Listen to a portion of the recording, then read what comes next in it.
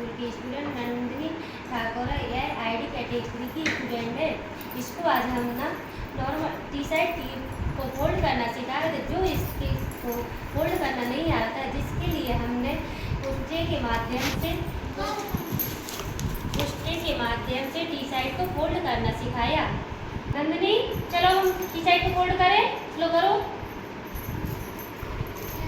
कैसे कर लो, इसको फोल्ड करो नंदिनी, करो। पहले कैसे करेंगे, दोनों एंड से इसको ऐसे, चलो उसको भी करो, फोल्ड करो।